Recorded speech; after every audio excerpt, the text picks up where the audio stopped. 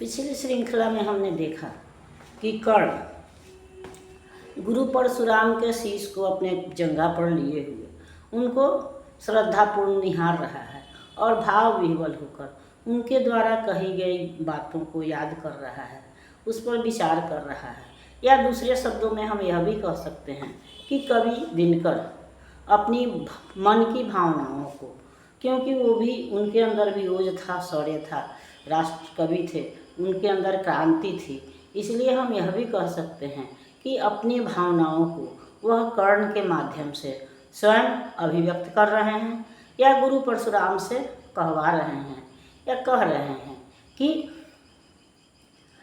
खड्ग चलाने का अधिकार ज्ञानी व्यक्ति को होना चाहिए, बुद्धिमान व्यक्ति को होना चाहिए, क्योंकि राजा महाराजा जो होते हैं वे मदान्ध होते हैं, वे अभिमानी होते हैं, इसलिए वह खड्ग का यानी कि शक्ति का प्रयोग अपने स्वार्थ के लिए करते हैं, सीमाओं के विस्तार के लिए करते हैं, अपने शक्ति के प्रदर्शन के लिए करते हैं। जबकि कोई जो ज्ञानी व्यक्ति होगा, बुद्धिमान व्यक्ति होगा, तो उसका प्रयोग सोच समझ कर करेगा, जन कल्याण के लिए करेगा। वैसे भी हम देखते हैं कि हमारे समाज में भी कुछ लोग शक्ति पा करके मदान्ध हो जाते हैं, वो उद्धत उदंड हो जाते हैं और समाज से के विपरीत दिशा में चलते हैं। जबकि कुछ शक्ति संपन्न लोग हैं जो समाज कल्याण की ओर प्रवृत्त हो जाते हैं, समाज कल्याण की बातें करते हैं। तो कवि भी यही चाहता है या गुरु परशुराम भी यही चाहते हैं कि खड्ग उठाने का जो अधिकार है वह किसी ज्ञानी व्यक्ति को होना चाहिए। उदाहरण के लिए हम कर्ण को ले सकते हैं कि जब कर्ण और अर्जुन का अंतिम युद्ध चल रहा था, उस समय अश्वसेन नामक सर्प जो अर्जुन का दुश्मन था, उसने कर्ण के तर्कस में आकर उससे प्रार्थना की थी कि आप मुझको अपने तीर पर चढ़ा करके छोड़ दीजिए तो मैं अभी अर्जुन का काम तमाम कर दूंगा। लेकिन कर्ण ने उसको इनकार कर दिया।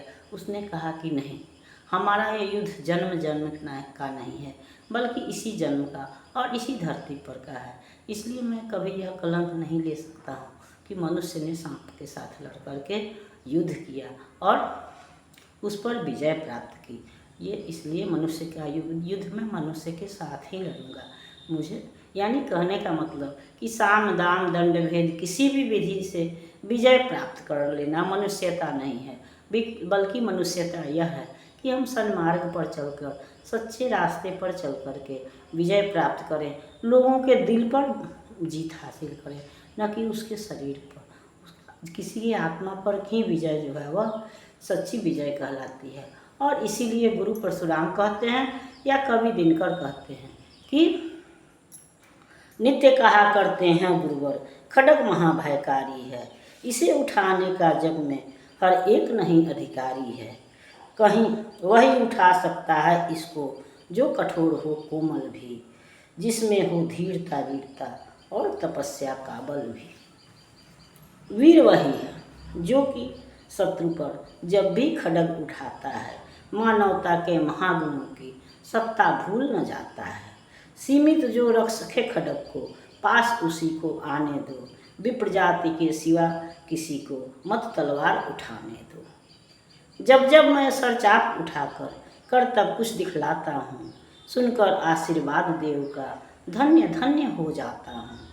जियो जियो वत्स तीर तुमने कैसा यह मारा है, एक दहक उठा वन उधर इधर फूटी निर्झर की धारा है।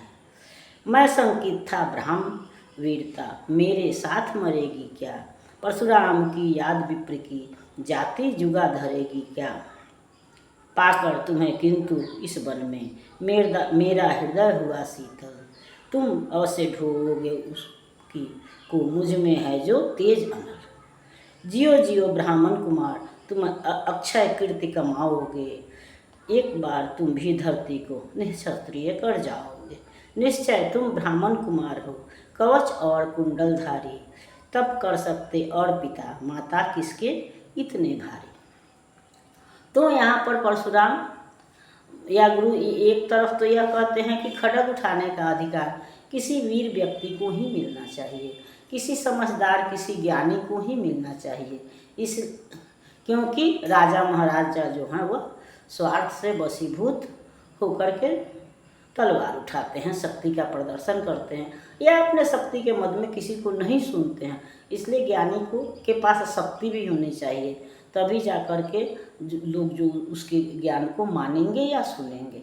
उदाहरण के लिए वे स्वयं अपना ही उदाहरण दे रहे हैं और कहते हैं कि जब जब मैं, वो ज्ञानी तो हैं ही लेकिन उसके साथ ही साथ उनमें वीरता भी है, और तब वे कहते हैं कि जब भी मैं तलवार उठा करके कुछ अपना कर्तव्य, अपनी कला दिखलाता हूँ तो देवता भी धन्य धन्य हो जाते हैं और वे मेरा धन्यवाद करते हैं और यह कहते हैं कि ये पुत्र तुमने यह कैसा तीर मारा कि एक तरफ जंगल जहाँ जलने की आवश्यकता है वहाँ जंगल दहक उठा है, तो दूसरी तरफ झरने भी फूट पड़े हैं।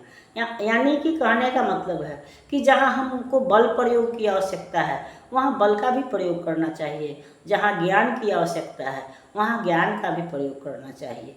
और हम यह भी समाज में भी देखते हैं, ऐसे भी है कि जहाँ बल की आवश्यकता है वहाँ ज्ञान से काम नहीं चलता, और जहाँ ज्ञान की आवश्यकता है वहाँ बल प्रयोग निरर्थक है।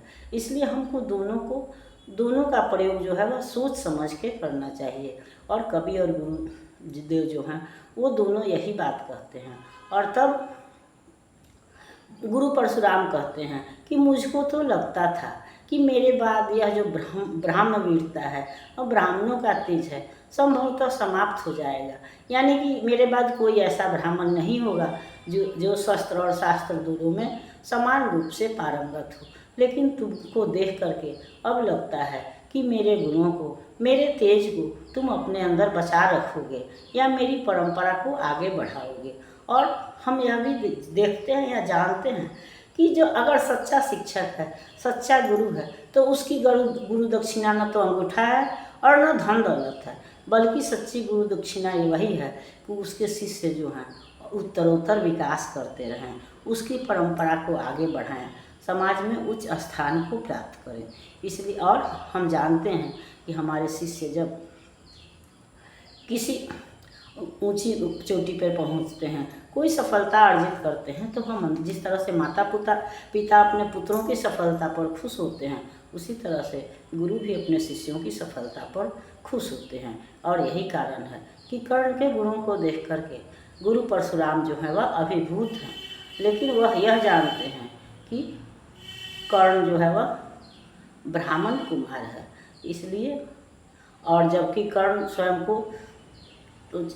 तो वह क्षत्रिय भी नहीं, सारथी कुमार ही समझता है, सूत पुत्र है, जबकि सच्चाई यही है कि वह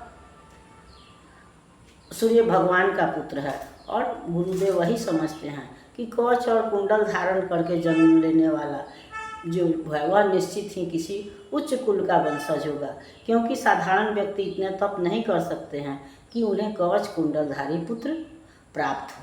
लेकिन कर्ण जो अपनी सच्चाई जानता है, वह जानता है कि समाज में उसका वास्तविकता तो वह है कि सूर्य पुत्र है, लेकिन समाज में उसका परिचय जो है वह सारथी के पुत्र के रूप में है।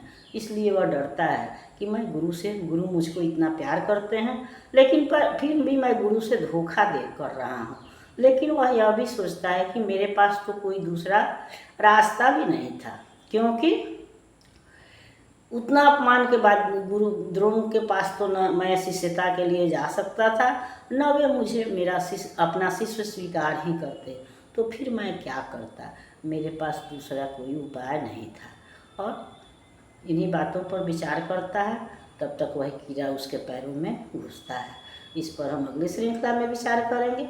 तब तक यह श्रृंखला आपको पसंद आती है तो लाइक कीजिए, सब्सक्राइब कीजिए। मिलते हैं अगली श्रृंखला में, तब तक के लिए धन्यवाद।